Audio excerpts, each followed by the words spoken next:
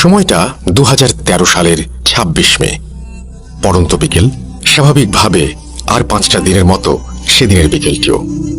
রৌদ্রতাপে pitch ঢালা রাস্তায় মানুষের চলাফেরা যেন নিত্যদিনের মতো।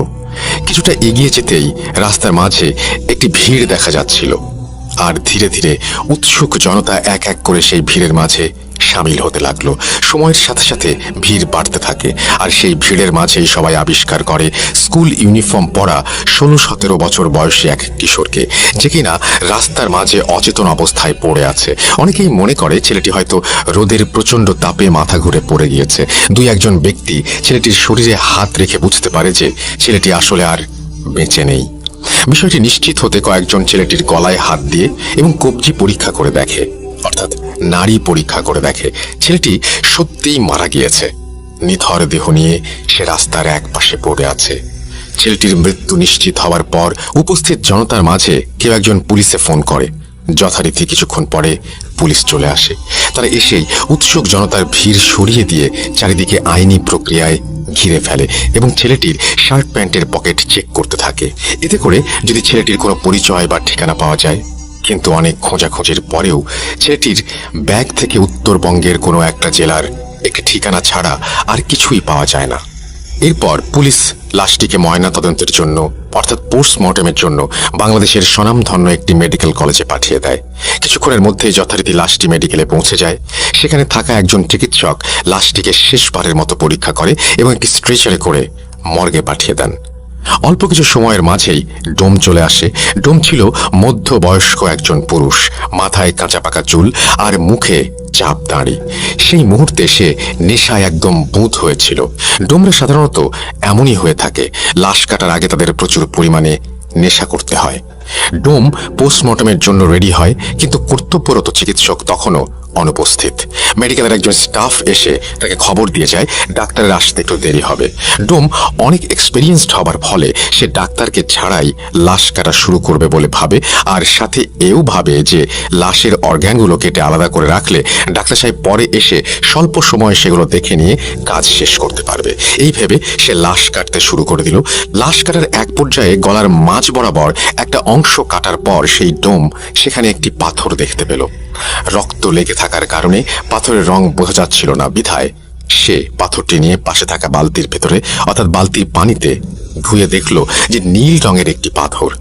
পাথরটি দেখে বেশ দামি বলে মনে হচ্ছিল, তাই সে লোভ সামলাতে না পেরে পাথরটি নিজের প্যান্টের পকেটে ঢুকিয়ে ফেলে আর ভাবতে থাকে যে এই পাথর বিক্রি করেই নেশার সামগ্রী কেনা যাবে। এরপর সে লাশ কাটা শেষ করবে। ঠিক এমন সময় কর্তব্যরত চিকিৎসক চলে আসেন মর্গে, আর অনেকটা সময় নিয়ে লাশের বিভিন্ন অর্গান চেক করে উনি ডোমকে বলেন, ছেলেটির মৃত্যুর কারণ আমার বোঝা হয়ে গেছে, আপনি লাশের সেলাই সহ বাকি কাজ শেষ করে ফিরে যেতে পারেন, আমি বেরোচ্ছি। এই বলে ডাক্তার মর্গের রুম থেকে বেরিয়ে চলে যান, আর ডোম লাশটি সেলাই করছিল। এমন সময় সে এক পুরুষ কণ্ঠের করুণ সুরে কান্নার আওয়াজ শুনতে পায়। কান্নার আওয়াজটা এতটাই করুণ ছিল যে যে কোনো ব্যক্তির কানে গেলে কষ্টে তার বুক ফেটে যাবে। ডোম তার সেলাই থামিয়ে মনে মনে ভাবছিল, এত বছর ধরে এখানে কাজ করছি, আজ পর্যন্ত কিছুই শুনলাম না, আবার কিছু দেখলামও না, তাহলে হঠাৎ এমন কান্নার আওয়াজ কোত্থেকে আসছে? যাকে মনে হয় আজকে একটু বেশি নেশা করে ফেলেছি, তাই এসব ভুলভাল শুনছি। মনে মনে নিজের সাথে এসব কথা বলে ডোম তার লাশ সেলাইয়ের কাজে মনোযোগ দেয়। লাশ সেলাই প্রায় শেষ। ঠিক এমন সময় সে শুনতে পায় কোনো পুরুষ কণ্ঠ খুব সুন্দরভাবে তাকে বলছে, যেটা নিয়েছ সেটা দয়া করে ফেরত দিয়ে দিও, না হলে বড় ক্ষতি হবে। ডোম এই কথা শুনে সেলাই বন্ধ করে দেয় আর প্রচন্ড ভয়ে ঘামতে থাকে। সে একটু সাহস নিয়ে জিজ্ঞাসা করে, কে কে কে কথা বলছে, কে? ডোমের কথা শেষ হবার আগেই সেই পুরুষ কণ্ঠ আবার বলে ওঠে, জানিয়েছ ফেরত দিয়ে দিও, নইলে বড় ক্ষতি হবে। এবার ডোম আরো ভয় পেয়ে যায়, কিন্তু সে নিজেকে সান্ত্বনা দিয়ে ভয় কাটাতে শব্দ করতেই থাকে, হ্যাঁ হ্যাঁ হ্যাঁ, আজকাল তো একটু বেশি চড়িয়ে ফেলেছি, তাই এসব আওয়াজ শুনছি। সে একটু ভয়ে ভয়ে লাশ সেলাই করতে করতে ভাবে, এই পাথরটা বিক্রি করে নেশার জিনিস কিনবো, এটা আমি ঠিক নিয়েই যাব। এরপর সে আবার লাশ সেলাইয়ে মন দেয়। সেলাই শুরু করতেই তার মনে হতে থাকে মর্গের ভেতর সে ছাড়াও অন্য কারো উপস্থিতি আছে। তার কানের কাছে কান্নার সেই আওয়াজ যেন আরো স্পষ্টভাবে আসতে থাকে, আর একটু পরপর আওয়াজটা তার বাম কান থেকে ডান কানের দিকে, আবার ডান কান থেকে বাম কানের দিকে ঘুরতে থাকে। পরক্ষণেই কান্নার আওয়াজ থেমে যায় আর রুমটি একদম পিনড্রপ সাইলেন্ট হয়ে যায়। হঠাৎ সেই নীরবতা ভেঙে আবারও ডোম শুনতে পায় কেউ রুমের 4টা কোণা থেকে একসাথে বলছে, ফিরিয়ে দাও, দয়া করে ফিরিয়ে দাও, ওটা নিয়ে যেও না এখান থেকে, ফিরিয়ে দাও।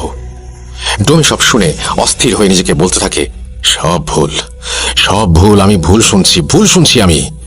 এভাবেই নিজের সাথে কথা বলতে বলতে ডোম লাশ সেলাই শেষ করে ফেলে, আর সে ভয়ে ভয়ে খুব দ্রুত লাশটিকে ঢেকে দেয় আর হিমাগারে রেখে তড়িৎ বেগে মর্গ ত্যাগ করে। কিছুক্ষণ পর পুলিশ আসে ময়নাতদন্তের কাজ শেষ হয়েছে কিনা জানার জন্য। ময়নাতদন্ত শেষ হয়ে গেছে দেখে মেডিকেলের সমস্ত পেপার ওয়ার্ক সম্পূর্ণ করে লাশটিকে ছেলেটির ব্যাগে থাকা একটি ঠিকানায় পাঠাবার জন্য অ্যাম্বুলেন্সের কাছে হস্তান্তর করা হয়।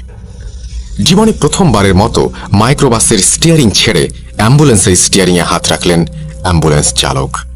তার জীবনের প্রথম ভাড়ায় এই লাশটি বহন করে নিয়ে যেতে হবে প্রায় 1.5 ঘন্টার পথ।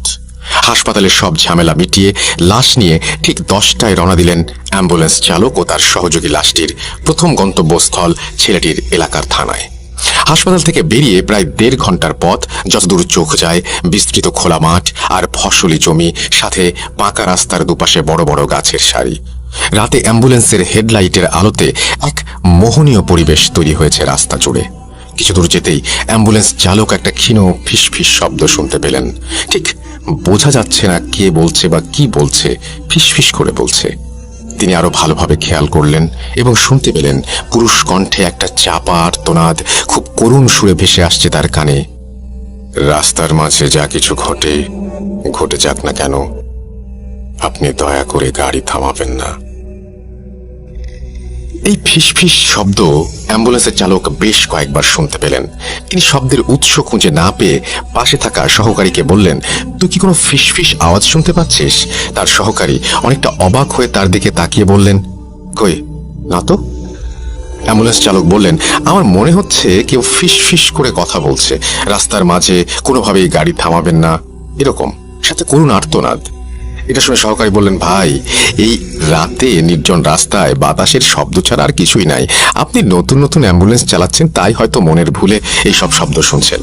আমি তো কিছু ইস্যুটি নাই, এটা হয়তো আপনার মনের ভুল। আপনি নিশ্চিন্তে গাড়ি চালান, কোনো সমস্যা নেই, মাত্র তো এইটুকু পথ।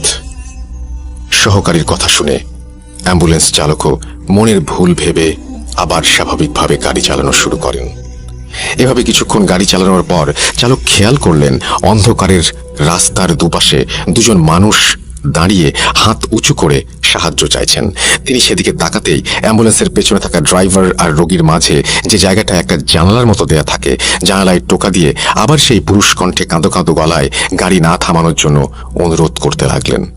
এবারে অনুরোধটা যেন একটু স্পষ্টভাবেই শুনতে পেলেন তিনি, কিন্তু তিনি খেয়াল করলেন তার পাশে থাকা হেল্পার খুব স্বাভাবিকভাবেই বসে আছে। সে রাস্তার দুজন লোককেও লক্ষ্য করছে না। তাই তিনি গাড়ি না থামিয়ে রাস্তার লোক দুজনকে পাশ কাটিয়ে সামনে চলে গেলেন। কিছু দূর গাড়ি চালানোর পরে চালক খেয়াল করলেন রাস্তার পাশে আবারও সেই দুজন লোক আগের মতোই হাত তুলে দাঁড়িয়ে সাহায্য চাচ্ছে। তবে এবার ব্যাপারটি চালক এবং হেল্পার দুজনেই একসাথে দেখে। ঠিক সেই সময়ে চালক আবার শুনতে পান সেই করুণ সুর, পুরুষ কণ্ঠ বলে চলেছে, আমি আপনাকে হাত জোর করে অনুরোধ করছি, দয়া করে গাড়ি থামাবেন না। চালক এবারও মনের ভুল ভেবে গাড়ি থামাতে চাওয়ার কথা হেল্পারকে বলে।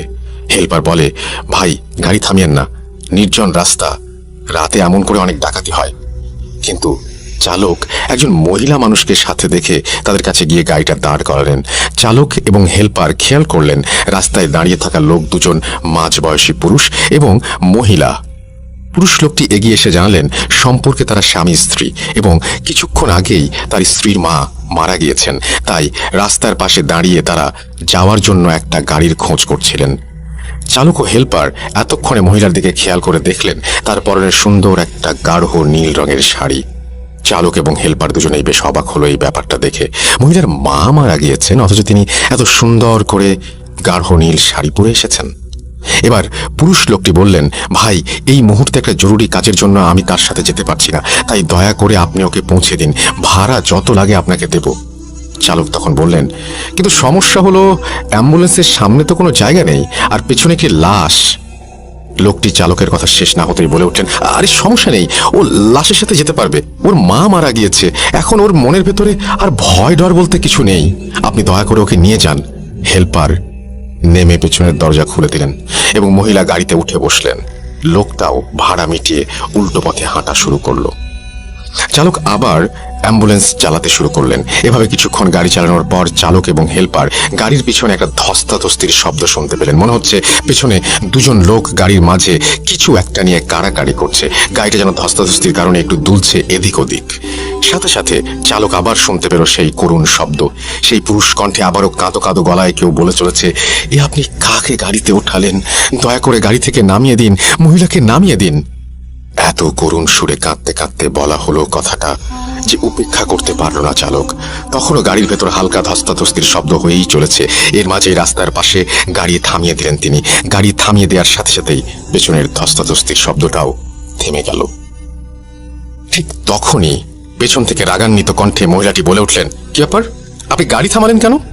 চালক আমতামতা করে কিছু বলতে যাবেন, ঠিক সেই সময় মহিলা আরো ক্ষিপ্ত হয়ে বললেন, আপনাকে বললাম না আমার মা মারা গেছেন, তারপরেও আপনি এমন করে গাড়ি থামিয়ে রেখেছেন, দ্রুত চলুন। গাড়ি চালানো শুরু করার পরে আবার সেই ধস্তাধস্তির শব্দ। এক পর্যায়ে মহিলা পেছন থেকে বলে উঠলেন, গাড়ি থামান, আমি এখানে নেমে যাব। মহিলার কথা শুনে চালক গাড়ি থামিয়ে দিলেন। চালক এবং হেল্পার অবাক হয়ে খেয়াল করলেন রাস্তার দুপাশে কোনো বাড়ি ঘর নেই, দুপাশে শুধুই ফসলি জমি। হেল্পার নেমে পেছনের দরজাটা খুলে দিতেই মহিলা গাড়ি থেকে নেমে মুহূর্তেই রাস্তার পাশে থাকা ফসলি জমির অন্ধকারে মিলিয়ে গেলেন। এরপর তারা গাড়ি নিয়ে কোনো ঝামেলা ছাড়াই মাঝরাতে ছেলেটির এলাকার থানায় পৌঁছালেন এবং সেই থানায় পুলিশের সাহায্যে তারা লাশ নিয়ে ছেলেটির বাড়িতে গেলেন। এবার গাড়ির দরজা খুলে তারা যখন লাশটি নামাতে গেল তখন দেখলো লাশের ডান পা থেকে তাজা রক্ত ঝরছে। সেই রক্ত দিয়ে অ্যাম্বুলেন্সের স্ট্রেচার ভিজে চুইয়ে পড়েছে অ্যাম্বুলেন্সের মেঝেতে। সবাই ঘটনাটা দেখে রীতিমতো অবাক, কারণ ছেলেটি মারা গেছে অনেক আগে। মৃত্যুর এতটা সময় পর এমনিতেই একটা মৃতদেহের রক্ত জমাট বেঁধে যায়, সেখানে মৃতদেহ থেকে এমন তাজা রক্ত পড়া সত্যি ভয়ঙ্কর এবং প্রায় অসম্ভব একটা ব্যাপার। তারা রক্তের উৎস খুঁজতে গিয়ে দেখলো লাশের ডান পায়ের উরুর কাছে গোল করে একটা ক্ষত।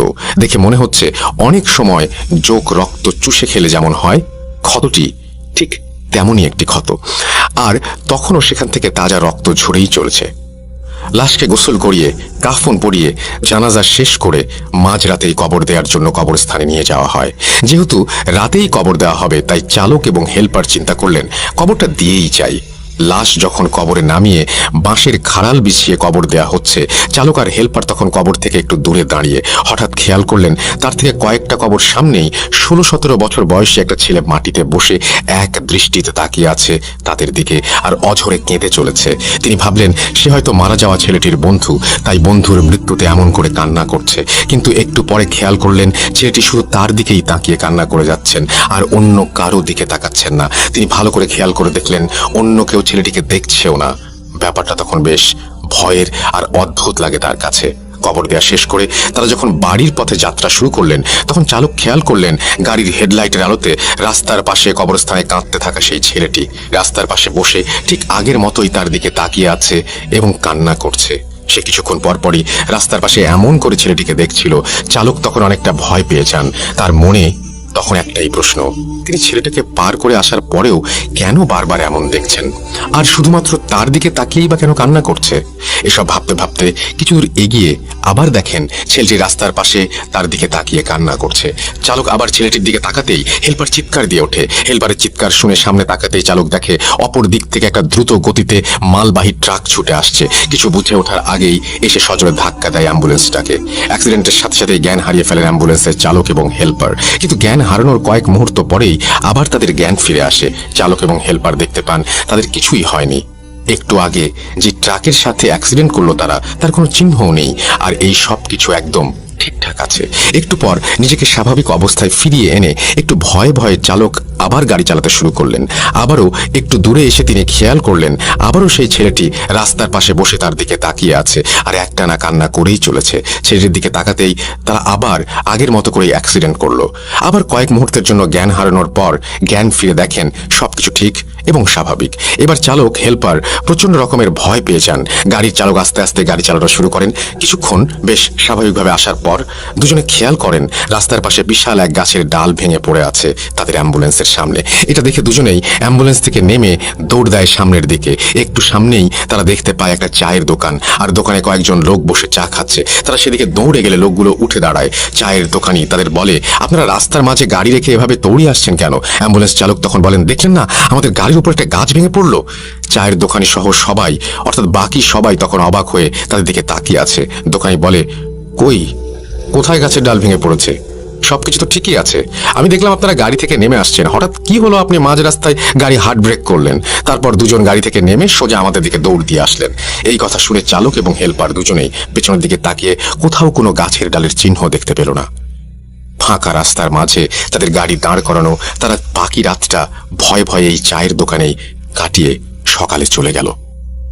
চালক অ্যাম্বুলেন্স চালানোর প্রথম দিনই এমন এক ভয়ঙ্কর অভিজ্ঞতার কারণে সেদিন বাড়ি ফিরে এই অ্যাম্বুলেন্স চালানোর চাকরি বাদ দিয়ে দিলেন।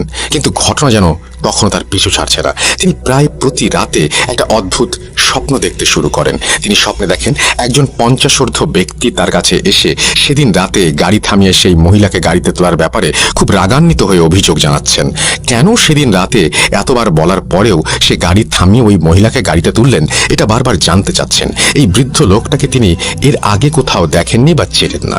এরপর একটা পর্যায়ে গিয়ে দেখলেন লোকটা তাকে একটা অজানা জিনিস ফিরিয়ে দেওয়ার জন্য অনুরোধ জানাচ্ছেন। তার একটু পরেই অ্যাম্বুলেন্স চালকের ঘুম ভেঙে যায়। তিনি এই স্বপ্নের কোনো ব্যাখ্যা বুঝতে পারেন না। তিনি প্রথম দিন এটা স্বাভাবিকভাবেই মেনে নিলেন। এত কিছু ঘটে গেল গত রাতে, তাই হয়তো এমন হয়েছে এটা ভাবলেন। কিন্তু প্রথম দিন এটা স্বাভাবিকভাবেই মেনে নিলেও সমস্যা হলো প্রতিদিন রাতে তিনি একই স্বপ্ন দেখা শুরু করলেন। বারবার সেই 50 লোকটা তার কাছে একটা অজানা জিনিস ফিরিয়ে দিতে বলছে। প্রায় 2 সপ্তাহ ধরে এই স্বপ্নের কোনো কুল কিনারা করতে না পেরে তিনি অনেকটা বাধ্য হয়ে সেই ছেলের বাড়িতে চলে যান। সেদিন রাতে যে বাড়িতে তিনি লাশ নামিয়ে দিয়েছিলেন সেই বাড়িতে গিয়ে দেখতে পান ছেলের বাবা মারা গিয়েছেন এবং তাকেও তার ছেলের পাশে কবর দেয়া হয়েছে। তিনি আশেপাশের কয়েকজনকে তার স্বপ্নে দেখা বৃদ্ধটির চেহারার বর্ণনা দিলেন, এমন কাউকে তারা দেখেছে কিনা। সবাই তাকে হতাশ করে দিয়ে বলে এমন কাউকে তারা কোনো দিন দেখেনি। সেখানে কোনো তথ্য না পেয়ে তিনি আবার বাড়িতে ফিরে আসেন, কিন্তু স্বপ্নের সেই লোক তার পিছু ছাড়ে না। তাই তার সাথে ঘটে চলা ঘটনার ব্যাখ্যা এবং ঘটনাগুলোর রহস্য উন্মোচনের জন্য মরিয়া হয়ে ওঠেন তিনি। এর পরিপ্রেক্ষিতেই সে যত দ্রুত সম্ভব সেই মেডিকেলে আসার জন্য রওনা হন। মেডিকেলে পৌঁছাতে পৌঁছাতে অনেকটা রাত হয়ে গিয়েছিল। সে মেডিকেলে এসে যে ডাক্তার সেই ছেলের পোস্টমর্টম করেছিল তাকে খুঁজতে শুরু করেন। ডাক্তারকে খুঁজে পাওয়ার পর ডাক্তার কিছুটা ব্যস্ত থাকায় তাকে বাইরে গিয়ে অপেক্ষা করতে বলেন। ডাক্তার বাইরে এসে তাকে কি হয়েছে জিজ্ঞেস করতেই সে ডাক্তারের পেছনের দিকে অবাক চোখে তাকায়, আর কিছু বলার আগেই অজ্ঞান হয়ে মাটিতে লুটিয়ে পড়ে। ডাক্তার এই আকস্মিক দৃশ্য দেখে থমকে যান এবং আশেপাশের লোকজন ডাকতে শুরু করেন তাকে সাহায্য করার জন্য। লোকজন ডাকার জন্য ডাক্তার যখন এদিক ওদিক দেখছিলেন তখন পেছন দিকে চোখ পড়তেই তিনি দেখেন খাকি কাপড় পরিহিত একজন মধ্যবয়সী লোকও অজ্ঞান হয়ে পড়ে আছে। ডাক্তার আশেপাশের লোকজন এবং হাসপাতালের স্টাফদের সাহায্যে তাদের দুজনকে ভেতরে নিয়ে শুইয়ে দেন। ঘটনা 3।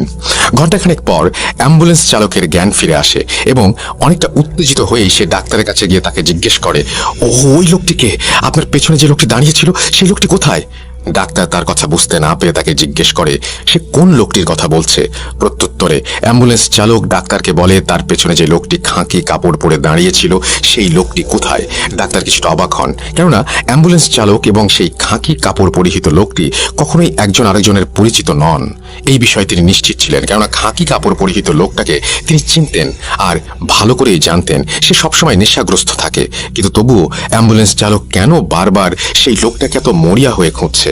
ডাক্তার তার সব চিন্তা ভাবনাকে মনের মধ্যে লুকিয়ে রেখে অ্যাম্বুলেন্স চালকটিকে সেই খাঁকি কাপড় পরিহিত লোকটার বিছানার কাছে নিয়ে যান এবং জিজ্ঞেস করেন সে এই বিছানায় শুয়ে থাকা লোকটির কথাই জিজ্ঞেস করছিল কিনা।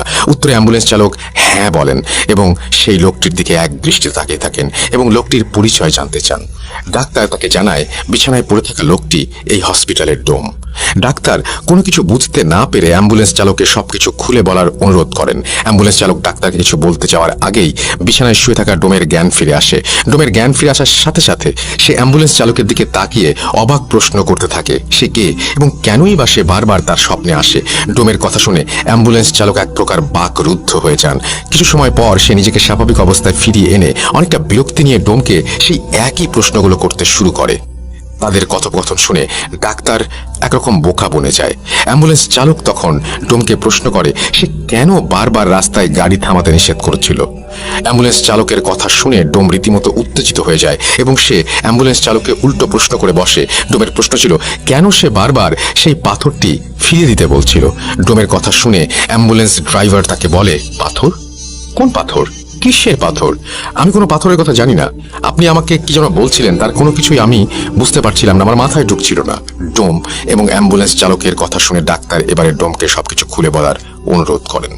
ডোম তখন অ্যাম্বুলেন্স চালককে উদ্দেশ্য করে বলতে থাকেন, 2 সপ্তাহ আগে হাসপাতালে 16-17 বছর বয়সী একটি ছেলে আসে, অর্থাৎ তার লাশ আসে। সেদিন আপনার আসতে একটু দেরি হয়, আমি একাই সেই লাশটি কাটা শুরু করি, কেননা আমার এর আগে 200-র ওপর লাশ কাটার অভিজ্ঞতা আছে। লাশটি কাটতে কাটতে যখন আমি লাশের গলার দিকে কাটা শুরু করি তখন আমি গলার ভেতর শক্ত একটা কিছু পাই। জিনিসটা কি তা দেখার জন্য আমি সেটি পানি দিয়ে ভালোভাবে ধুয়ে পরিষ্কার করি এবং দেখি জিনিসটি ছিল ছোট একটি পাথর যার রং ছিল নীল।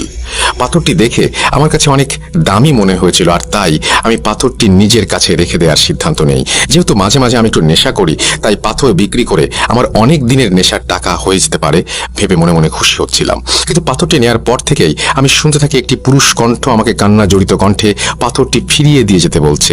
নেশার ঘরে থাকায় এসব আমি পাত্তা দেইনি। লাশ কাটা শেষে বাড়ি ফিরে আসার সময় একটি স্বর্ণের দোকানে যাই পাথরটি বিক্রি করার জন্য। ভেবেছিলাম পাথরটির দাম হয়তো 30 থেকে 40 হাজার টাকা হবে, কিন্তু স্বর্ণের দোকানে যাওয়ার পর স্বর্ণকার আমাকে পাথরটির জন্য 5,000 টাকা দিতে চান। পছন্দ মতো দাম না পাওয়ায় আমি বাড়ি ফিরে এসে পাথরটি আমার ড্রয়ারে রেখে দেই। পরের দিন আমি অন্য আরেকটি স্বর্ণের দোকানে যাই এবং সেখানেও পাথরটির জন্য 5,000 টাকা দিতে চাই। এবারে আমি অন্য কোনো কিছু না ভেবে পাথরটি বিক্রি করে দেই 5,000 টাকাতেই। পাথরটি বিক্রি করে মনে মনে কিছুটা খুশি হই, কেননা সেই মুহূর্তে 5,000 টাকাই আমার জন্য অনেক টাকা ছিল। পাথর বিক্রি করে সেই টাকা থেকে আমি বাসায় আবার 300 টাকা খরচ করি এবং বাসায় এসে ঘুমানোর আগে আমার ড্রয়ারে 4,700 টাকা রেখে দেই। পরের দিন সকালে আমি যখন বাইরে যাওয়ার জন্য ড্রয়ার খুলে টাকা নিতে যাই তখন আমি দেখি ড্রয়ারে কোনো টাকা নেই আর টাকার জায়গায় সেই নীল পাথরটি রাখা। এই দৃশ্য দেখে আমি প্রচন্ড রকমের অবাক হয়ে যাই এবং পাথরটি কিভাবে আমার ড্রয়ারে ফিরে এলো এটি নিয়ে ভাবতে থাকি। কিন্তু আমার মাথায় কোনো কিছুই আসছিল না, কেননা পাথরটি আমি নিজে না নিয়ে এলে কোনোভাবেই এখানে আসার সম্ভাবনা নেই। তবুও আমার স্ত্রীকে রেখে জিজ্ঞেস করি কেউ এসে পাথরটি দিয়ে গিয়েছিল কিনা। পরক্ষণেই আবার মনে পড়ে আমি তো কাউকেই আমার বাসার ঠিকানা দেইনি, তাহলে এই পাথরটি কেউ এসে কিভাবে দিয়ে যাবে। এসব ভাবতে ভাবতে আমি আবার পাথরটি বিক্রি করতে আগের স্বর্ণের দোকানে যাই। স্বর্ণের দোকানে যাওয়া মাত্রই স্বর্ণকার এবং দোকানের অন্য লোকজন আমাকে একরকম বেঁধে ফেলে। আমি তাদের কাছে কারণ জিজ্ঞাসা করলে তারা বলে আমি নাকি গতকাল রাতের বেলা তাদের দোকানের সামনে গিয়ে স্বর্ণকারকে ফোন দেই এবং তাকে পাথরটি ফিরিয়ে দিতে বলি এবং পাথর ফিরিয়ে না দিলে আমি নাকি দোকান ভাঙচুর করব হুমকি দেই।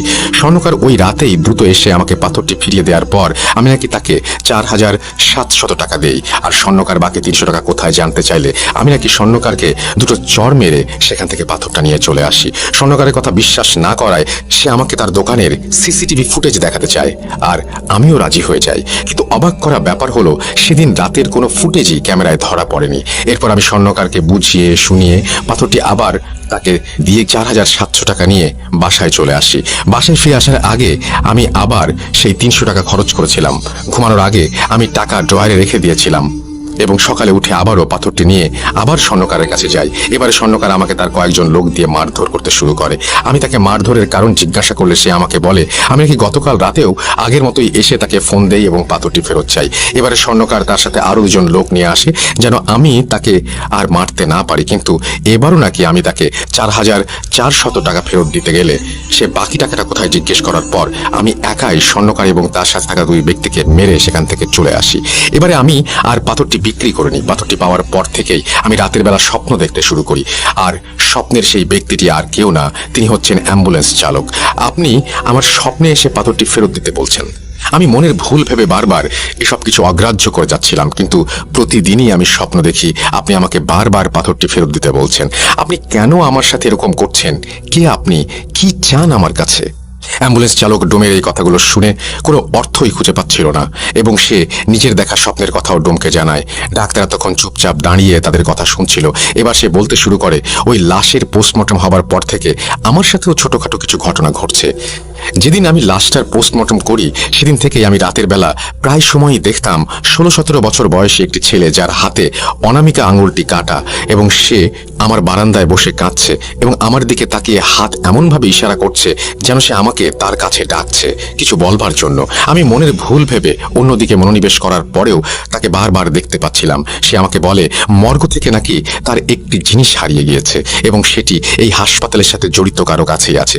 সে কান্না করতে থাকে এবং আমাকে তার জিনিসটি খুঁজে দেওয়ার জন্য অনুরোধ করতে থাকে। আমি প্রায় প্রতি রাতেই তাকে আমার বারান্দায় একই অবস্থায় বসে কান্না করতে দেখি এবং সে আমার কাছে বারবার তার হারানো জিনিস খুঁজে দেওয়ার অনুরোধ করে। তাদের তিনজনের কথার পর পরস্পরের মনে যেন এক ধোঁয়াশার সৃষ্টি হয়। তাদের সাথে কি হচ্ছে তারা কেউ কোনো কিছু বুঝতে পারছিল না। কোনো কিছু বুঝতে না পেরে তারা পুলিশের শরণাপন্ন হয়। পুলিশ স্টেশনে গিয়ে সেই লাশটি সম্পর্কে তথ্য জানতে চাইলে পুলিশ সরাসরি তাদেরকে তথ্য দিতে মানা করে দেয় এবং তারা পরীক্ষা নিরীক্ষা ও তদন্তের পর কিছু জানতে পারলে তাদের জানাবে, আর প্রয়োজন পড়লে তাদের ডাকা হবে। পুলিশ তাদের কাছে এই সব তথ্য জানতে চাওয়ার কারণ জানতে চাইলে তারা পুলিশকে সবকিছু খুলে বলে, কিন্তু পুলিশ এইসব অলৌকিক ব্যাপারে হাসি ঠাট্টায় উড়িয়ে দিয়ে তাদেরকে পুলিশ স্টেশন থেকে চলে যেতে বলে। এরপর তারা সকলেই নিজ নিজ বাসায় চলে যায়। তবে অদ্ভুত ব্যাপার হলো, সেদিনের পর থেকে অ্যাম্বুলেন্স চালক এবং ডাক্তারের সাথে আর কোনো ধরনের কোনো ঘটনা ঘটেনি, কিন্তু সেদিন থেকে ডোমের জীবন শুরু হয় এক বিভীষিকাময় কালো অধ্যায়ের। বাড়িতে ফিরে আসার পর ডোম আবার স্বপ্ন দেখতে শুরু করে। এবারে সে স্বপ্নে গাঢ় নীল শাড়ি পরিহিত মহিলাকে দেখতে পায়। মহিলাটি তাকে বারবার সেই অ্যাম্বুলেন্স চালককে একটি জিনিস দিতে নিষেধ করে এবং বলে যদি সে অ্যাম্বুলেন্স চালককে জিনিসটি দেয় তাহলে নাকি অনেক বড় ক্ষতি হবে। কিছুক্ষণ পর সে আবার স্বপ্নে দেখে অ্যাম্বুলেন্স চালকটি তার স্বপ্নে এসে তার কাছে কিছু একটা চাচ্ছে এবং বলছে যদি সে জিনিসটি তাকে না দেয় তাহলে নাকি সেই গাঢ় নীল শাড়ি পরিহিত মহিলা এসে তার অনেক বড় ক্ষতি করবে। কিন্তু ডোম কিছুতেই বুঝতে পারছিল না সেই মহিলা এবং অ্যাম্বুলেন্স চালক তার কাছে কি চাচ্ছে। অ্যাম্বুলেন্স চালক এবং সেই মহিলাটি ডোমের কাছে আসলে সেই পাথরটি চাচ্ছিল, কিন্তু সে কিছুতেই ভেবে পাচ্ছিল না তারা তার কাছে আসলে কি চাচ্ছে। ডোম কেন সেই পাথরটির কথা মনে করতে পারছিল না সেই বিষয়ে আমি কিছুক্ষণ পরেই আসছি। এরপর থেকে ডোম প্রতিদিনই একই স্বপ্ন দেখতে থাকে। নীল শাড়ি পরিহিত মহিলা বারবার তাকে সে সাবধান করে দিচ্ছিল এবং তার কাছে জিনিসটি চাচ্ছিল, আর এটাও বলছিল জিনিসটা তাকে না দিলে সে তার অনেক বড় ক্ষতি করবে। এর কিছুদিন পর বাইরে থেকে বাজার করে ফিরে আসার সময় একটি রোড অ্যাক্সিডেন্টে ডোমের স্ত্রী মারা যায়। ডোম তখন বুঝতে পারে তার কাছে যে জিনিসটি চাওয়া হচ্ছিল তা না দেওয়ার জন্যই হয়তো নীল শাড়ি পরিহিত মহিলা তার স্ত্রীকে মেরে ফেলেছে। ডোমের স্ত্রী মারা যাওয়ার পর তার স্ত্রীর জানাজা পড়িয়ে দাফন করা হয়। কিছুদিন পর ডোমের স্ত্রীর কুলখানির দিন রাতে স্বপ্নে দেখে সেই শাড়ি পরিহিত মহিলাটি তার কাছে এসে জিনিসটি চাচ্ছে এবং বলছে এখনো সময় আছে, জিনিসটা আমাকে দিয়ে দে। অ্যাম্বুলেন্স চালককে ভুলে ওই জিনিস দিবি না, জিনিসটা তুই আমায় দে। আর যদি তুই আমাকে জিনিসটা না দিস তাহলে তোর মেয়েকে হারাতে হবে, আমি চাইলে তোকেও মেরে ফেলতে পারি। এই স্বপ্ন দেখে ভয়ে ডোমের ঘুম ভেঙে যায় এবং সে ভাবে তার মেয়ের যেন কোনো ক্ষতি না হয়, তাই সে আর মর্গের কাজে যাবে না। এরপর সে সারাদিন বাসায় নিজের মেয়ের সাথে থাকতে শুরু করে। কিন্তু কিছুদিন পর কোনো এক দরকারে ডোম তার মেয়েকে নিয়ে বাসা থেকে বের হয়। দরকার শেষে মেয়ের সাথে কথা বলতে বলতে যখন বাসায় ফিরছিল তখন হুট করেই যে স্থানে ডোমের স্ত্রী অ্যাক্সিডেন্ট করে মারা গিয়েছিল সেই একই স্থানে আসার পর সে তার মেয়ের কোনো একটা আওয়াজ শুনতে না পেয়ে যখন পেছন ফিরে তাকায় তখন সে দেখে তার মেয়েও সেই একই জায়গায় রোড অ্যাক্সিডেন্ট করেছে এবং সাথে সাথে সেখানেই মারা গিয়েছে। এই দৃশ্য দেখে সে হতবাক হয়ে যায়। তার মাথা একেবারেই যেন কাজ করা বন্ধ করে দেয়। বুকের ভেতরে চাপা কষ্ট নিয়ে ডোম তার মেয়েকে দাফন করে বাসায় ফিরে আসে। সেদিন রাতে এসে সেই নীল শাড়ি পরিহিত মহিলাটিকে স্বপ্ন দেখে ডোম। মহিলাটি তাকে বলে তোকে বারবার সাবধান করেছিলাম আর বলেছিলাম আমাকে জিনিসটা দিয়ে দে, কিন্তু জিনিসটা দিচ্ছিস না। আবারও বলছি আমাকে জিনিসটা দিয়ে দে। তোর স্ত্রী সন্তানকে মারতে পারলে আমি তোকেও মারতে পারি, কথাটা মাথায় রাখিস। তোর পরিবার তো শেষ হয়েই গিয়েছে, কিন্তু তুই মারা গেলে তো সবই শেষ। আমি চাইলে তোকে মারতে পারি, কিন্তু তোকে আমি মারছি না, কারণ আমার দরকারি জিনিসটা তোর কাছেই আছে। বাঁচতে চাইলে জিনিসটা আমাকে দে, আর খবরদার জিনিসটা অ্যাম্বুলেন্স চালককে দিবি না। ডোমের এই স্বপ্ন দেখা শেষ হওয়ার সাথে সাথেই সে আবার স্বপ্নে অ্যাম্বুলেন্স চালককে দেখতে পায়। অ্যাম্বুলেন্স চালক তাকে বলে, জিনিসটা দয়া করে আমাকে দিয়ে দিন। আপনার পরিবারের দুজন সদস্য ইতোমধ্যে মারা গেছে। আপনি যদি বাঁচতে চান তাহলে জিনিসটা আমাকে দিয়ে দিন দয়া করে। সেই মহিলা আপনাকেও মেরে ফেলবে। কিন্তু ডোম কিছুতেই বুঝতে পারছিল না তার স্বপ্নে দেখা দুজন ব্যক্তি তার কাছে কি চাচ্ছে, আর সে কিভাবেই বা সেই জিনিস তাদেরকে দেবে। এসব চিন্তা তাকে প্রায় পাগল করে ফেলে। তাই সে একদিন তার বন্ধুর কাছে তার সাথে ঘটে যাওয়া ঘটনাগুলো শেয়ার করে। ডোমের বন্ধু তার কথা শুনে এক হুজুরের সাথে দেখা করার পরামর্শ দেয় এবং বলে তার নাকি একজন পরিচিত হুজুর আছে, সে চাইলে নাকি তার বন্ধু তার সাথে দেখা করিয়ে দেবে। ডোম তার বন্ধুকে সেই হুজুরের সাথে দেখা করিয়ে দেওয়ার কথা বলে, কেননা সে এসব আর সহ্য করতে পারছিল না। পরের দিন সকালে ডোমের বন্ধু তাকে ফোন দিয়ে বলেন তার এলাকার মসজিদের ইমামের সাথে তিনি কথা বলেছেন এবং ইমাম সাহেব ডোমের সাথে বিকেলে দেখা করতে চেয়েছেন। বিকেলের দিকে ডোম একটু ঘুমিয়ে পড়ে এবং স্বপ্নে সেই মহিলা তার সামনে হাজির হয় এবং তাকে বলে, না না না না, ভুলেও এই কাজ করিস না। ওই হুজুর তোর কোনো উপকার করতে পারবে না। বাঁচতে চাইলে জিনিসটা আমাকে দে, আর এই হুজুরের সাথে দেখা করতে যাস না, কোনো লাভ নেই। স্বপ্ন দেখে ভয়ে ডোমের ঘুম ভেঙে যায়। সে ভাবে যত দ্রুত সম্ভব তার হুজুরের সাথে দেখা করা উচিত। এই ভেবে ডোম খুব দ্রুত বাসা থেকে বের হয় হুজুরের কাছে যাবার উদ্দেশ্যে। কিন্তু রাস্তায় যেখানে তার স্ত্রী এবং মেয়ে রোড অ্যাক্সিডেন্ট করে মারা গিয়েছিল, সেখানেই কাকতালীয়ভাবে তার সাথেও একটি দুর্ঘটনা ঘটে এবং সে পায়ের হাঁটুর নিচ থেকে পুরো অংশ চিরকালের জন্য হারিয়ে ফেলে। রাস্তার আশেপাশে থাকা মানুষজন তাকে ধরাধরি করে হাসপাতালে নিয়ে যায়, আর হাসপাতালে থাকা অবস্থায় ডোম স্বপ্নে দেখে সেই নীল শাড়ি পরিহিত মহিলা তার স্বপ্নে এসে তাকে বলছে, তোকে মানা করেছিলাম হুজুরের কাছে যেতে, তোর এই ভুলের জন্য তুই নিজেই নিজের ক্ষতি করে বসলি। তোকে আগেও বলেছি আমি চাইলে তোকেও মেরে ফেলতে পারি, কিন্তু আমার অতি প্রয়োজনীয় জিনিসটা তোর কাছেই আছে। আমি তোকে এই জন্য মারছি না, জিনিসটা আমাকে দিয়ে দে। অ্যাক্সিডেন্টের পর ডোম প্রায় 3 দিনের মতো হাসপাতালে থাকে। এর মধ্যে ডোমের সেই বন্ধু তার অ্যাক্সিডেন্টের খবর পেয়ে দ্রুত মসজিদের সেই ইমাম সাহেবকে নিয়ে হাসপাতালে চলে আসে। ইমাম সাহেব এসে ডোমের সাথে কি কি ঘটেছে বা ঘটে চলেছে তার সবকিছু জানতে চাইলে ডোমটাকে সবকিছু খুলে বলে। ঘটনা 4। ডোমের কাছ থেকে সবটা শোনার পর ইমাম সাহেব তাকে সান্ত্বনা দিয়ে সাময়িক সময়ের জন্য বাইরে বেরিয়ে আসেন। কিছুক্ষণ পরে তিনি ভেতরে গিয়ে যা বলেন তা শুনে সবাই প্রায় বাকরুদ্ধ হয়ে যায়। তিনি ডোমের বন্ধুকে ডেকে বলেন, আপনার বন্ধুকে কালো জাদু করা হয়েছে। শুধু তাই নয়, এই মুহূর্তে তার অবস্থাও খুব একটা ভালো নয়। যতটা তাড়াতাড়ি সম্ভব তার চিকিৎসার ব্যবস্থা করতে হবে। এরপর তিনি ডোমের কাছে গিয়ে বলেন, আপনার বাড়িতে কোনো পাথর আছে? নীল রঙের পাথর? ইমাম সাহেবের এই প্রশ্ন শুনে ডোম রীতিমতো হকচকিয়ে যান, কারণ ঘটনাগুলো বিস্তারিতভাবে বললেও তিনি ইমাম সাহেবকে নীল পাথরের কথাটি বলেননি। তাহলে তিনি পাথরটির ব্যাপারে কিভাবে জানলেন? কথাটি ভাবার সময় ইমাম সাহেব যখন আবারও তাকে এই প্রশ্ন করেন, তখন ডোম সবটা শুরু থেকে বলতে থাকেন। ডোমের কাছ থেকে পাথরের ব্যাপারটি শুনে ইমাম সাহেবের কপালে হালকা চিন্তার ছাপ দেখা যাচ্ছিল। এদিকে ছুটি কাটিয়ে ডাক্তার উৎপল বিশ্বাস যখন হাসপাতালে এসে জানতে পারলেন সেই ডোম অ্যাক্সিডেন্ট করেছে, তখন তিনি তার কেবিনে গিয়ে ইমাম সাহেবকে দেখতে পান। তিনি ডোমের বন্ধুর কাছ থেকে সবটা শোনার পর বুঝতে পারেন ঘটনা অন্যদিকে মোড় নিয়েছে। তাই তিনি ইমাম সাহেবের কাছে গিয়ে নিজের সাথে ঘটে যাওয়া এবং সেই অ্যাম্বুলেন্স চালকের সাথে ঘটে যাওয়া ঘটনাগুলো এক এক করে বলতে শুরু করেন। ডাক্তারের কাছ থেকে সবকিছু শোনার পর ইমাম সাহেবের আর বুঝতে বাকি রইল না যে আসলে কি ঘটতে চলেছে। তাই তিনি আর দেরি না করে ডাক্তারের পারমিশন নিয়ে ডোমকে বাড়িতে নিয়ে যান।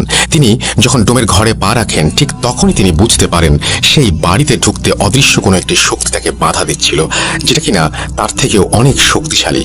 তাই তিনি নিজের এবং ডোমের ও তার বন্ধুর শরীর বন্ধ করে প্রবেশের চেষ্টা করেন। তবুও শুধুমাত্র ইমাম সাহেবের ক্ষেত্রে এক প্রকার বাধা অনুভব হচ্ছিল। পরবর্তীতে ইমাম সাহেবের ভাষ্য মতে ব্যাপারটি ছিল ঠিক দুটি চুম্বক সমমেরুর মতো। দুটি চুম্বকের সমমেরু যেভাবে একে অপরকে বিকর্ষণ করে, ঠিক তেমনি ইমাম সাহেবকে ডোমের বাড়িতে ঢুকতে দেওয়ায় বাধা প্রদান করা হচ্ছিল। পরিস্থিতির অবনতি হতে পারে ভেবে তিনি ডোম এবং তার বন্ধুকে ভেতরে পাঠান পাথরটি নিয়ে আসার জন্য। কিন্তু ঘরের ভেতর গিয়ে পাথরটি হাতে নেওয়ার সাথে সাথেই দরজা আপনা আপনি বন্ধ হতে শুরু করে। ইমাম সাহেব নিজের মতো করে চেষ্টার পরেও পরিস্থিতি অনুকূলে আনতে না পারায় তিনি ওস্তাদের সাথে যোগাযোগ করেন এবং তার সাহায্য নিয়ে ডোম ও তার বন্ধুকে ঘর থেকে বের করে আনেন। তবে তখনও তিনি পাথরটি হাতে নিতে পারছিলেন না। কোন একটি অদৃশ্য শক্তি পাথরটি তার হাতে নিতে বাধা সৃষ্টি করছিল। কিন্তু আল্লাহর কালামের ওপর তো আর কিছু নেই। তাই বিভিন্ন তদবিরের মাধ্যমে তিনি পাথরটি নিয়ে একটা সাদা বাক্সে বন্দী করে নেন। এই ঘটনা চলাকালীন ইমাম সাহেব নিজের তদবিরের মাধ্যমে পুরো ঘটনাটি জেনে গিয়েছিলেন, কিন্তু এই ঘটনাগুলো ঘটার পেছনে যাদের হাত ছিল তিনি তাদেরকে খুঁজে তাদের মুখ থেকে এই ঘটনা শুনতে চেয়েছিলেন। তাই তিনি দেরি না করে 16-17 বছর বয়সী ছেলেটির বাড়িতে খোঁজ নিয়ে সেদিকে রওনা হন। সেই এলাকায় যাওয়ার পথে ইমাম সাহেব রাস্তায় একজন কিশোরকে দেখতে পান, যে কিনা তার দিকে অপলক দৃষ্টি তাকিয়ে কেঁদে চলেছে। কিন্তু সেই কিশোরের মলিন মুখেও মিষ্টি একটা হাসি। প্রথমে ব্যাপারটি তিনি বুঝতে না পারলেও রাস্তায় কয়েকবার ঘটনাটি লক্ষ্য করার পর তিনি সবটা বুঝতে পারেন। গন্তব্যস্থলে পৌঁছে তিনি সরাসরি ছেলেটির বাড়িতে চলে যান এবং তার মায়ের সাথে কথা বলেন। কিন্তু সেখানে গিয়ে তিনি রীতিমতো অবাক হয়ে যান, কারণ মাত্র 3 দিন আগে ছেলেটির মাও এই দুনিয়া থেকে বিদায় নিয়েছেন। ব্যাপারটি ইমাম সাহেবের কাছে যেমন কষ্টকর, ঠিক তেমনই রহস্যজনক বলে মনে হলো। তিনি কবরস্থানে গিয়ে দেখেন বাবা, মা এবং ছেলের কবর একদম পাশাপাশি। মাত্র 1 মাসের মধ্যে একই পরিবারের 3 জনের মৃত্যু, তবে ছেলের মৃত্যু ছাড়া বাকি সবগুলো প্রায় স্বাভাবিক মৃত্যুর মতো। এরপর ইমাম সাহেব তার কবর জিয়ারত করেন এবং বুঝতে না পেরে আবারও নিজের ওস্তাদের সাথে যোগাযোগ করেন। তার ওস্তাদ বলেন, তুমি পাথরের বাক্সটি বাবা মায়ের কবরের মাঝখানে রেখে সেটিকে মুক্ত করে দাও, বাকিটা সেখানে দেখতে পাবে।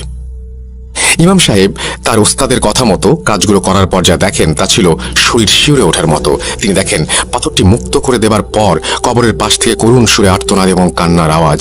ব্যাপারটি দেখে তিনি কিছুটা ভয় পেয়ে যান। তবে তিনি যখন সালাম দিয়ে কথা বলার চেষ্টা করেন তখন অদৃশ্য কেউ তার সালামের উত্তর নিয়ে কবরের পাশ থেকে বলতে শুরু করেন। কণ্ঠ ছিল একটা পুরুষ কণ্ঠের মতো। তিনি বলেন, ওয়ালাইকুম আসসালাম, আপনাকে আমি কি বলে ধন্যবাদ জানাবো আমি জানি না।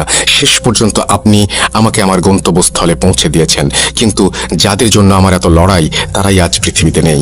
এটা বলে আবারও চাপা সুরে কান্নার আওয়াজ। ইমাম সাহেব কিছু কথা বলে তাকে সান্ত্বনা দেওয়ার চেষ্টা করেন এবং জিজ্ঞেস করেন আসলে তিনি কে এবং তাদের সাথে কি সম্পর্ক।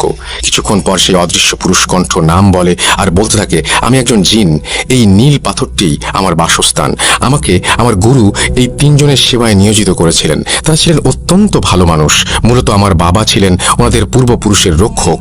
বংশ পরম্পরায় আমার কাঁধেও ওনাদের রক্ষার দায়িত্ব পড়ে। আমি অনেক চেষ্টা করেছি তাদেরকে রক্ষা করার, কিন্তু কিছু বিশ্বাসঘাতকের কারণে আজ সব হারাতে হলো, এমনকি এই পরিবারটাকেও। ইমাম সাহেব সবটা শুনে সেই বিশ্বাসঘাতকের ব্যাপারে জানতে চাইলে সেই জিনটি তার কাছ থেকে 3 দিনের সময় চেয়ে নেয় এবং বলে সেই বিশ্বাসঘাতকদের ইমাম সাহেবের মাধ্যমে সে সবার সামনে নিয়ে আসতে চায়। ইমাম সাহেব বাড়ি ফিরে যাওয়ার আগে সেই জিনটি একটি নির্দিষ্ট জায়গায় পাথরটি রেখে আসতে বলেন এবং ইমাম সাহেব জিনটির কথা মতো কাজ করে বাড়িতে ফিরে যান। প্রথম 2 দিন কোনো সমস্যা দেখা না দিলেও 3য় দিন রাতে ইমাম সাহেব একটি স্বপ্ন দেখেন। তিনি দেখেন সামনে একজন নীল শাড়ি পরিহিত মহিলা এবং কালো পাঞ্জাবি পরিহিত পুরুষ দাঁড়িয়ে আছে। তাদের চেহারা একদম অস্পষ্ট। তিনি দেখলেন সেই 2 জন ব্যক্তি কাকে যেন জোর করে ফাঁসিতে ঝুলিয়ে দিয়ে হাসি হাসতে হাসতে চলে গেলেন। এরপর ঠিক ফজরের আজানের সময় তার ঘুম ভেঙে যায় এবং তিনি আল্লাহর কাছে এই ধরনের বাজে স্বপ্ন থেকে মুক্তি চেয়ে বাঁ পাশে 3 বার থুতু ফেলেন। দিনটা বেশ ভালোই কাটছিল। ওই দিন সন্ধ্যা 6:30টার দিকে তিনি মাগরিবের নামাজ পড়িয়ে বাড়ি ফেরার পথে পেছন থেকে একজনের সালাম শুনে দাঁড়িয়ে পড়েন। কণ্ঠস্বর বেশ পরিচিত। তিনি বুঝতে পারেন এ সেই নীল পাথরের ভেতরে থাকা জিন। আজ 3 দিন পূর্ণ হওয়ায় সে সেই বিশ্বাসঘাতককে ধরিয়ে দিতে এসেছে। কিন্তু প্রথমে জিনটি বলে ওঠে, হুজুর, একটি দুঃসংবাদ আছে। সেই ডোম আজ ভোর রাতে মারা গিয়েছে। সিলিং ফ্যানের সাথে তার লাশ এখনো ঝুলছে। এটা শুনে ইমাম সাহেবের ভোর রাতের স্বপ্নের ব্যাপারটা মনে পড়ে যায়। তিনি হম্বিতম্বি করে বাড়ি গিয়ে পুলিশকে ফোন করে সবটা জানায় এবং পুলিশ সেই ডোমের লাশ উদ্ধার করে। কিন্তু তদন্তের সময় পুলিশ ইমাম সাহেবকে দোষী ভেবে বসে, কারণ সেই এলাকায় কেউই ডোমের মৃত্যুর ব্যাপারটা জানে না। কিন্তু ইমাম সাহেব এত দূর থেকে সবটা কিভাবে জেনে গেলেন? তারা ইমাম সাহেবকে গ্রেপ্তার করে থানায় নিয়ে গেলেও অনেক তথ্য আর অলৌকিক ঘটনার বর্ণনা দিয়ে তিনি পুলিশের কাছে একটি ফাঁকা রুমে একা থাকার অনুমতি এবং কিছুটা সময় চেয়ে নেন। পুলিশ সবটা শোনার পর তার নিজেকে প্রমাণের জন্য একটি শেষ সুযোগ দেন এবং একটি কক্ষে একা রেখে আসে। ইমাম সাহেব সেই কক্ষে যাবার পর আসন বসিয়ে জিনটিকে ডাকেন এবং বিশ্বাসঘাতকদের ব্যাপারে জানতে চান। এবার জিনটি বলতে থাকে, এই সব কিছুর পেছনে দায়ী হচ্ছে 16-17 বছর বয়সী ছেলেটির চাচা চাচি। তারাই আমাকে বন্দি করেছে আর তারাই আমাকে মেরেছে। তারা চেয়েছিল আমাকে বন্দি করে অসৎ কাজে ব্যবহার করবে, কিন্তু আল্লাহর অশেষ রহমতে আমি বেঁচে গিয়েছি। ওই চাচা চাচি সবাইকে মেরে স্বার্থ হাসিলের পর গা ঢাকা দেওয়ার জন্য ওই ছেলের বাড়িতেই বেছে নিয়েছে। আপনি যত তাড়াতাড়ি সম্ভব পুলিশের সাহায্য নিয়ে তাদের আটক করুন, নয়তো তারা আরো মানুষের ক্ষতি করবে। জিনের কাছ থেকে সবটা শোনার পর ইমাম সাহেব তাকে বিদায় দিয়ে পুলিশকে সবটা জানান। তবে পুলিশ এ ব্যাপারে বিশ্বাস করতে নারাজ। ইমাম সাহেব পুলিশকে শেষবারের মতো ভরসা করার অনুরোধ জানালে পুলিশ ব্যাপারটি বুঝতে পারে এবং ফোর্স নিয়ে বেরিয়ে পড়ে। সত্যি বলতে ব্যাপারটি অবিশ্বাস্য হলেও সত্য যে পুলিশ বাড়িতে রেড দেওয়ার পর দুজন ব্যক্তিকে খুঁজে পায় যারা সেখানে তন্ত্রবিদ্যা চর্চা করছিল। তাদের কাছ থেকে দুটো বই, একটা মাথার খুলি এবং একটি পাত্রে 3টি অনামিকা আঙুল পাওয়া যায়। দুটো আঙুল ডান হাতের এবং একটা বাঁ হাতের। পুলিশ সবকিছু সংগ্রহ করে তাদের আটকের পর ফিরে এলে ইমাম সাহেবের মাধ্যমে আস্তে আস্তে সব রহস্য উন্মোচিত হতে থাকে। সেই চাচা চাচির কাছ থেকে শোনা ঘটনার প্রতিটি অংশ গায়ে কাঁটা দেওয়ার মতো। মানুষ এতটা জঘন্য হতে পারে তা কল্পনারও বাইরে। চাচাচি ইমাম সাহেব এবং পুলিশের কাছে ঘটনাটি যেভাবে বলেছিলেন আমিও ঠিক সেভাবে লেখা শুরু করছি। চাচা, আমি তখন অনেক ছোট, পরিবারের সবচেয়ে ছোট সদস্য হওয়ায় আদরের পরিমাণটা বেশি হলেও কোনো উপহার বা আবদার পূরণের দিক দিয়ে সবার কাছে বড় ভাইয়ের কদর ছিল বেশি। আমাদের 2 ভাইয়ের মধ্যে বড় ভাইকে আব্বা সবচেয়ে বেশি ভালোবাসতেন। ভাই যা চাইতেন আব্বা তাই দিতেন, কিন্তু আমার ক্ষেত্রে এমনটা ছিল না। তাই ছোট থেকে আমার মনে একটা ক্ষোভ জমতে থাকে। বড় ভাইকে এতটা আদর যত্ন করার মূল কারণ হলো নীল পাথরের উত্তরাধিকারী। নীল পাথর হচ্ছে আমাদের পরিবারের রক্ষা কবচ। আমার দাদু একটা সময় জিন পালতেন এবং তাদের অনেকভাবে সাহায্য করতেন বিধায় উপহার স্বরূপ প্রতিটি প্রজন্মের রক্ষী হিসেবে একজন জিন পেয়ে থাকেন। আমার বাবাও পেয়েছিলেন। এদিকে পরিবারের পরবর্তী প্রজন্মের সবার বড় হওয়ায় আমার বড় ভাই ছিল পরবর্তী জিনের মালিক। এ পর্যন্ত সব ঠিক ছিল, কিন্তু মৃত্যুর আগে তিনি সম্পত্তির কিছু অংশ আমাকে দিয়ে বাকিটা বড় ভাইকে দিয়ে দিলেন। তার ধারণা ছিল যেহেতু তার মৃত্যুর পর বড় ভাই আমার দেখাশোনা করবেন, সেহেতু সম্পত্তির বড় অংশটুকু তার কাছে থাক। কিন্তু ব্যাপারটি আমি একদমই মেনে নিতে পারিনি। আমি অনেকভাবে সম্পত্তি হাতানোর চেষ্টা করেছি, কিন্তু সেই নীল পাথরের জিনের কারণে সম্ভব হয়ে ওঠেনি। এরপর ভাইয়ের বিয়ে হয়, একটা ছেলে সন্তানও হয়। এরপর আমারও বিয়ে হয়। বিয়ের পর আমার স্ত্রীকে দেখতাম সে বিভিন্ন মন্ত্র পড়ে অসুস্থ মানুষকে সুস্থ করে তুলত। তাই আমিও তার কাছ থেকে বিষয়গুলো শুনে আগ্রহী হয়ে শিখতে থাকি। একটা সময় আমরা দুজনই কবিরাজি শুরু করে দেই এবং শক্তিশালী মন্ত্র শিখে চর্চা করতে থাকি। এদিকে আমার ভাতিজাও বড় হতে থাকে এবং আবারও সম্পত্তি পাওয়ার আশা শেষ হতে থাকে, কারণ আমার কোনো ছেলে মেয়ে নেই। সম্পত্তি এবং নীল পাথরের ভাগিদার সে একাই। তাই এই ব্যাপারে আমি আমার স্ত্রীর সাথে আলোচনা করলে সে ভাতিজাকে আমাদের দোকানে নিয়ে আসতে বলে। সেখান থেকে আমরা কবিরাজির মাধ্যমে মানুষকে সুস্থ করে দিতাম। আমিও বড় ভাইয়ের সাথে কথা বলে ভাতিজাকে শহরে পাঠিয়ে দিতে বলি এবং ভালো স্কুলে পড়াবার আশ্বাস দেই। বড় ভাই আমাকে বিশ্বাস করে ভাতিজাকে পাঠিয়ে দিলে আমি রোজ স্কুল শেষে তাকে দোকানে নিয়ে বসাতাম এবং আমাদের কাজগুলো দেখিয়ে তাকে আকৃষ্ট করার চেষ্টা করতাম। এমনই একদিন আমাদের পরিকল্পনায় আমরা সফল হই। আমার ভাতিজা মন্ত্র পাঠ করে অলৌকিকভাবে মানুষকে সুস্থ করার বিষয়ে অনেকটা আগ্রহী হয়ে যায় এবং আমাদের কাছে কবিরাজি শিখতে চায়। এটাই ছিল আমাদের মোক্ষম সুযোগ। কাজ শেখানোর নাম করে কিছুদিন পর আমরা তাকে নিয়ে 3 দিনের জন্য গোসল করতে মানা করে দেই এবং ঘরের লাইট বন্ধ করে দরজা আটকে বসে থাকতে বলি, আর ওর বাবা মায়ের সাথে কথা বলতে মানা করে দেই। আমাদের মূল উদ্দেশ্য ছিল ওর ওপর জিনের আসর করিয়ে ওর নামের সম্পত্তিগুলো অন্যদের নামে লিখিয়ে নেওয়া। কিন্তু 3 দিন কেটে যাওয়ার পরেও আমাদের তন্ত্রবিদ্যায় কোনো কাজই হচ্ছিল না। এটা দেখে আমরা দুজন বেশ অবাক হয়ে যাই। আমরা বিষয়টি ভেবে কোনো কুল কিনারা করতে পারছিলাম না, কারণ এই নিয়মে চললে জিনের আসর থেকে বাঁচা সম্ভব নয়। তাহলে ও কিভাবে বেঁচে গেল? এটা ভাবতে ভাবতেই আমার মনে একটা প্রশ্ন জাগে, আচ্ছা নীল পাথরটা ওর কাছে নেই তো? কথাটি ভেবে আমার বুকটা কেঁপে ওঠে। তাই পরের দিন সকালে ও স্কুলে চলে গেলে আমি আর আমার স্ত্রী পুরো ঘর তন্ন তন্ন করে খুঁজে ওর আলমারির ওপর একটা বাক্সে নীল পাথরটা খুঁজে পাই। ব্যাস, আর কি চাই? এতদিনে আমাদের সব স্বপ্ন, সব ইচ্ছে পূরণ হতে চলেছে। মনে মনে কথাগুলো ভাবতে ভাবতেই আমি পাথরটি নিয়ে বেরিয়ে পড়ি। এরপর প্রায় 1 সপ্তাহের চেষ্টায় আমরা পাথরটির ভেতরে থাকা জিনকে কাবু করতে সক্ষম হই এবং তাকে নিজের বশে এনে কুফরি করতে করতে রক্ষক থেকে ভক্ষকে পরিণত করে দেই। ওকে এমনভাবে কুফরি করা হয়েছিল যে ওর নিজের প্রতি আর ওর নিজের কোনো কন্ট্রোল ছিল না। আমরা ওকে পাথরে আটকে পাথরটি অদৃশ্য করে আবার ভাতিজার পানির বোতলে ঢুকিয়ে দেই। আমাদের মূল পরিকল্পনা ভাতিজাকে এনে সম্পত্তি লিখিয়ে নেয়া এবং পাথরটি চুরি হলেও এতে করে আমাদের ফেঁসে যাওয়ার সম্ভাবনা আছে। আমি পাথরটির ওপর কুফরি কালাম করে ওটার মাধ্যমে ভাতিজাকে মেরে ফেলার সিদ্ধান্ত নেই। এতে করে তার মৃত্যুতে আমাদের ওপর কোনো সন্দেহ আসবে না এবং ভাইয়ের সম্পত্তির ভাগটাও একটা সময় আমাদের কাছেই চলে আসবে। যেই ভাবা সেই কাজ। কুফরি করা পানি খেয়ে রাস্তার মাঝে পাথরটি ভাতিজার গলায় আটকে যায় এবং দম বন্ধ হয়ে যায়। এরপরের ঘটনাগুলো আপনারা সবাই জানেন। তবে আমরা এতদিন লুকিয়ে ছিলাম না। আমরা ভাইয়ের বাড়ির আশেপাশে ছিলাম এবং তাদের কুফরি করা পানি খাইয়ে আমাদের কথা ভুলিয়ে রেখেছিলাম, যাতে করে আমাদের ব্যাপারে পুলিশকে জানাতে না পারে। ভাতিজা মারা যাবার দিন রাতে হসপিটালে আমি শুধু অ্যাম্বুলেন্স চালক আর ডাক্তারকে দেখেছিলাম। চেয়েছিলাম। সেই মুহূর্তে আমার উদ্দেশ্য ছিল নীল পাথর খুঁজে পাওয়া, কিন্তু অনেক চেষ্টার পরেও আমি কোনো খোঁজ পাইনি। তাই ডাক্তারের রুমালটা আমি চুরি করে নেই এবং সেটার মাধ্যমে সেই রাতেই আমি তাকে কালো জাদু করি। আর অ্যাম্বুলেন্সের চালককে কালো জাদু করার জন্য আমি জিনকে আমার স্ত্রীর সাথে পাঠিয়ে দেই রাস্তায় গাড়ি থামিয়ে কোনো কিছু সংগ্রহ করার জন্য। সেই রাতে অ্যাম্বুলেন্সের চালক যে দুজনকে দেখেছিল তাদের মধ্যে নীল শাড়ি পরা মহিলাটি ছিল আমার স্ত্রী, আর পুরুষ বেশে ছিল একজন জিন, যেটা তাকে দ্রুত সময় রাস্তা পার করতে সাহায্য করছিল। ওই দিনই আমার স্ত্রী কোনো এক বইয়ে পড়েছিল, যদি একই পরিবারের সকলের মৃত্যুর পর ছেলেদের ডান হাত এবং মেয়েদের বাম হাতের অনামিকা আঙুল কেটে নিয়ে আসা হয় তাহলে ক্ষমতা দ্বিগুণ বেড়ে যাবে। তাই ওই রাতে আমার স্ত্রী অ্যাম্বুলেন্সের পেছনের থেকে চালকের শার্টের একটা অংশ, ভাতিজার ডান হাতের অনামিকার আঙুল আর ডান পায়ের রক্ত নিয়ে আসে। এরপর আমরা একে একে ডাক্তার এবং অ্যাম্বুলেন্স চালককে কালো জাদু করি। কালো জাদুর মূল উদ্দেশ্য ছিল যখন কারো সাথে কথা বলবো তখন তাদের মাধ্যমে আমরা সেই ব্যক্তির সব তথ্য সংগ্রহ করতে পারবো। এটাকে আমরা নীল পাথর খোঁজার একটি মাধ্যম বানিয়ে ফেলেছিলাম। এভাবে অনেক চেষ্টা করে প্রায় 2 সপ্তাহ পর অ্যাম্বুলেন্স চালক মেডিকেলে আসে এবং ডাক্তারের সাথে কথা বলে।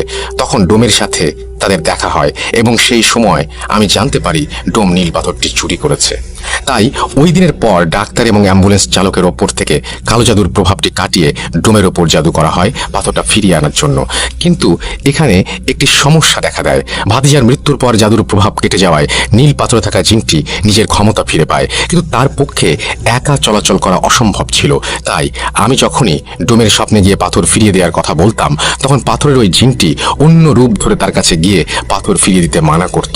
স্বপ্নে বারবার পাথরের কথা উল্লেখ করা হতো ঠিকই, কিন্তু ঘুম ভাঙার পর নীল পাথরের জিনের প্রভাবে স্বপ্নের সব কথা মনে থাকলেও পাথরের কথাটা মনে থাকতো না। আমরা তাকে অনেকভাবে ভয় দেখিয়ে তার স্ত্রী মেয়েকে মেরে এবং তাকে নানা রকমের হুমকি দিয়েও পাথরটি নিতে চেয়েছিলাম, কিন্তু সফল করতে পারিনি। এভাবে আমরা যখন সফল হতে পারছিলাম না তখন শক্তি বৃদ্ধির জন্য আমরা আমার ভাবিকে মারার সিদ্ধান্ত নেই। আমার ভাইকে মেরেছিলাম অনেক আগেই। পাথরের খোঁজ করতে অনামিকা আঙুলের প্রয়োজন অনুভব করায় আমার বড় ভাইকে আগেই সরিয়ে দিয়েছি। এবার পাথরটা নিজের কাছে আনার জন্য শেষ ব্যক্তি ছিল ভাবি। তাই একদিন সুযোগ বুঝে আমাদের পোষা জিনের মাধ্যমে ভাবিকেও সরিয়ে দেই এবং বাঁ হাতের অনামিকা আঙুলটি কেটে নিই। আমরা প্রতিটা অনুষ্ঠানে উপস্থিত থাকতাম যেন কেউ আমাদের সন্দেহ না করে, আর আঙুল নেয়ার পর এমনভাবে প্রলেপ লাগিয়ে দেয়া হতো সেটা খালি চোখে দেখলে কেউ ধরতে পারবে না। এভাবে আমরা আমাদের স্বার্থ হাসিলের একদম শেষ পর্যায়ে চলে এসেছিলাম এবং সেই বাড়িতেই থাকতে শুরু করেছিলাম। তবে এই বাড়িতে থাকার ব্যাপারটি কেউ জানতো না। এত চেষ্টার পরেও শেষ মুহূর্তে নীল পাথর থেকে জিন মুক্ত হয়ে যাওয়ার কারণে সব গোলমাল হয়ে যায়। পাথরটি খুঁজে পেতে শেষবারের মতো চেষ্টা করতে বসেছিলাম ঠিকই, কিন্তু ধর্মের কাছে আমরা হার মেনে যাই। এটা ছিল সেই ছেলেটির চাচা চাচির দেয়া বয়ান এবং ঘটনার চতুর্থ এবং শেষ অংশ। কিন্তু সবচেয়ে আশ্চর্যের বিষয়, মাত্র 2 দিনের মাথায় জেলের ভেতর তাদের দুজনকে মৃত অবস্থায় পাওয়া যায়। ভেতরে গিয়ে দেখা যায় তাদের দুজনেরই মাথা বাদে শরীরের প্রত্যেকটি অঙ্গ মুচড়িয়ে উল্টো করে রাখা। এই অলৌকিক ব্যাপারটা এবং একই পরিবারের 3 জনের রহস্যজনক মৃত্যুর খবরটা প্রকাশ পাওয়ার আগ মুহূর্তে তাদের দুজনের মৃত্যু পুলিশকে নাড়া দিয়ে দেয়। কারণ জেলে থাকা অবস্থায় দুজনের আকস্মিক মৃত্যুর দায়ভার তাদের ওপরেই বর্তায়। তাই নিজেদের সেফটির জন্য তারা এটিকে সুইসাইড বলে চালিয়ে দেয়। ঘটনাটি মূলত এইটুকুই ছিল। এটা আমার কাছে আজও অবিশ্বাস্য বলে মনে হলেও ধর্মের বিশ্বাসে অসম্ভব কিছুই নেই। আমি উৎপল ভাইয়ের কাছ থেকে ঘটনা শোনার পর সেই হুজুরের সাথে দেখা করেছি এবং অ্যাম্বুলেন্স চালকের সাথেও ফোনে কথা বলেছি, তাই একটু হলেও ভরসা করতে পারি। আর হ্যাঁ, আপনাদের জন্য আরও একটা সারপ্রাইজ আছে। নীল পাথর থেকে জিন মুক্তির পর সেই জিন উপহার হিসেবে হুজুরকে পাথরটা দিয়ে গিয়েছে। হুজুরের কাছে এখনো সেই পাথরটি আছে। আমি যখন হুজুরের সাথে দেখা করতে গিয়েছিলাম তখন তিনি আমাকে পাথরটি দেখিয়েছিলেন, আর আমার কাছে এই মুহূর্তে নীল পাথরের একটি ছবিও আছে।